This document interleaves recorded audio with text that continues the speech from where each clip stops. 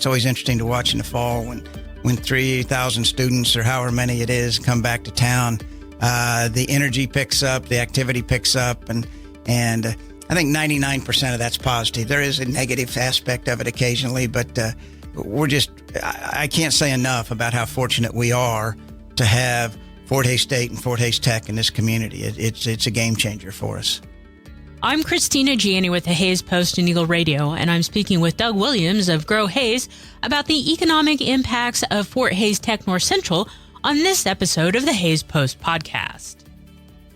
Well, I think it's pretty significant. We have a severe shortage of skilled workers, whether it be electricians, heating and air conditioning people, automotive technicians, nursing, all the things that Fort Hays Tech does. And so it's a big part of replenishing that workforce, trying to find that next generation of business owners that are going to come along and take over for those who have been owning businesses in the past.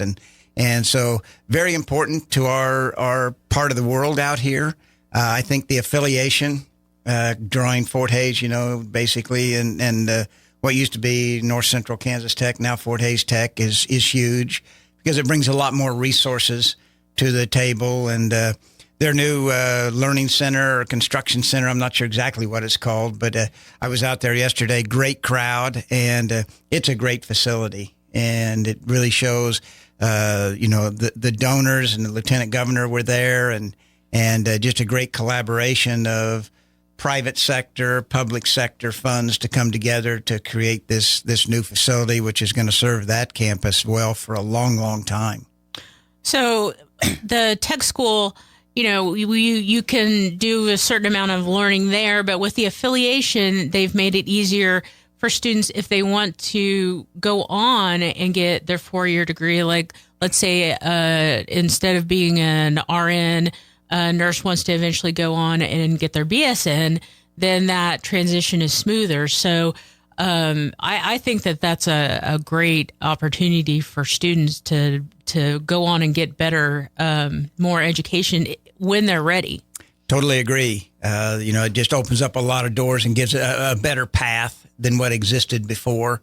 And, of course, Fort Hays does just amazing things here. And for somebody to go through the nursing program, say at Fort Hays Tech, and then be able to go on to more advanced studies and advanced skills at Fort Hays State, or even construction management. There's just a number of pathways that are great. So we're just so fortunate to have Fort Hays Tech and Fort Hays State here, and it is very impactful to our local economy and way of life. We were talking a little bit before the show about community colleges, and they have some similar curriculum to what is offered at the tech school, but the local communities pay mill levies for those, and we have the tech school supported by state funds. So it's a big benefit to have that here in our community. And we don't have to have necessarily the same tax burden. You were sharing some of those tax levies from some of those other counties. Yeah, I mean, most people don't realize that junior colleges are basically a significant part of their funding comes from the county. And so the county levies property tax levy for that. And those mill levies, depending on the community and the junior college, will range anywhere from 10% up to 10 mills up to 45 mills, with most of them being in that 20 to 30 range. And we effectively, from a property tax standpoint, get Fort Hays State and Fort Hays Tech for free. Now, when we pay our income tax to the state, some of those dollars come back to higher education and whatnot. But I think we need to realize what an amazing asset Fort Hays State and Fort Hays Tech are to our community. I always call Fort Hays the crown jewel of the High Plains. It's kind of corny, but if you look at what we have here and the impact, both economically, socially, culturally, that it has on our community and our region, it's really extensive. And it's such an asset, and we're so fortunate to have it. And effectively, from a property tax standpoint anyway, we have it for free. So We just need to count our blessings on that one, because it's an amazing asset. And the 3,000 or 4,000 kids on campus and all the jobs, they're the second largest employer in Ellis County, and they're good jobs. They pay well, and just significant contributors to our local economy.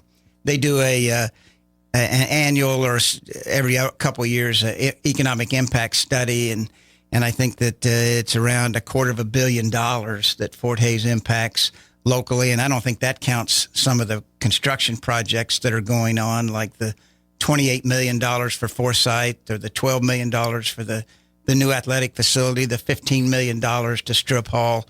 All of those, local vendors, local contractors are working out there. So again, those dollars ripple through the economy time and time again.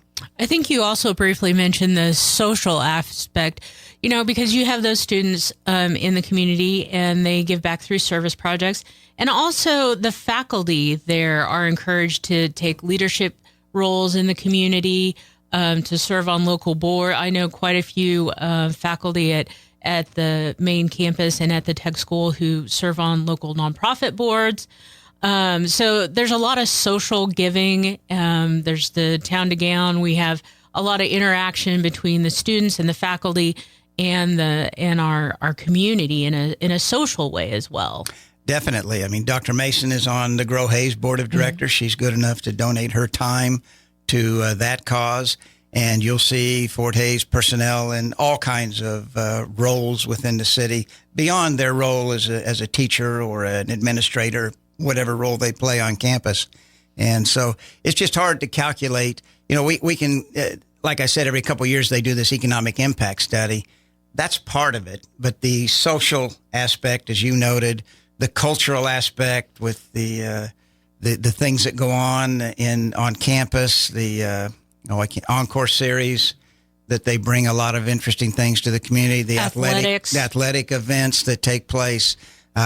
It just really is hard to, you can't put a dollar amount on those kind of things. Those are really quality of life things, and make this community very much what it is. And it's always interesting in the summer when the students leave. The energy of the community kind of dies down a little bit, and there just isn't as much activity. It's always interesting to watch in the fall when 3,000 students, or however many it is, come back to town. The energy picks up, the activity picks up, and I think 99% of that's positive. There is a negative aspect of it occasionally, but I can't say enough about how fortunate we are to have Fort Hays State and Fort Hays Tech in this community. It's a game changer for us. Yes, we congratulate the Tech School on their opening of their new building, and we'll look forward to the opening of Stroop Hall soon. Forsyth, of course, has already been opened. It's Tebow Library now. Yes. Tebow, sorry. Yes. Sorry, Fort Hays. Tebow Library has already opened back up to students, and I've been hearing a lot of positive about that. So lots of activity going on the campus. Changing gears, is there anything else that you want to report from Grow Hays this morning, Doug? Well, I might make a comment or two about the micro factory. I've seen a couple of comments on social media that I think that may need some clarification. The micro factory was constructed with a combination of ARPA dollars and private donors, and we now have 3 tenants in the micro factory. We're not around half full, thereabouts.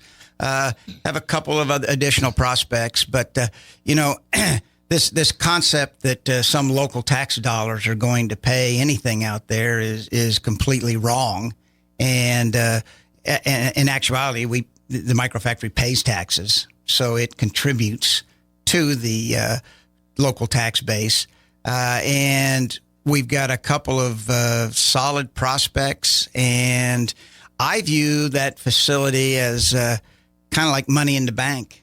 Sooner or later, the right thing's going to come along. We may put different people in there between now and then. We're not signing any long-term leases with anybody that's not a fit for the community. We may rent out some space in there for a short period of time to somebody that needs a spot before they're transitioning or something like that. But ultimately, somebody's going to come along, and we're going to have that available where other communities don't. And so it's an asset lying in wait for the right opportunity, and it's going to happen. And so I think it's important that people understand that the fact that it didn't fill up day one with its exact intended use is not a big deal. The same way brief space didn't fill up day one. It takes time to acclimate people to the concept and to find the right fits. Now brief space, we're full all the time. But the first couple of years, it was difficult for people to accept what it was and understand what it was. And so it just takes a little bit of time for those kind of things to work themselves out. So I just wanted to correct that concept that there's any local tax dollars that have been spent on that, because it just is not the case. Well, and the whole concept behind the microfactory was that it was supposed to be flexible, that companies could come, they could work there if they needed more space, that they could move out into their own facilities, that new ones could move in, and that necessarily wasn't going to be a permanent solution for all the businesses that were going to be in there. That's absolutely the case. It was always a 3 to 5 year transition plan. Well, conceptually, you get the right type of business in their industry. They're small, they're a startup. They grow, they outgrow that space. They go into another facility, they build another facility, and they move on, and the next one moves in, and that thing just kind of repeats itself into perpetuity. And we have a couple in there that are kind of like that. We'll transition them out in the next 2 to 5 years, and we'll transition somebody else in. And a couple of the people we're talking to would employ 20 to 30 people, which is exactly what we're looking for. High-tech type industries that would be a great fit for our community. We go back to the comments about Fort Hays State and Fort Hays Tech.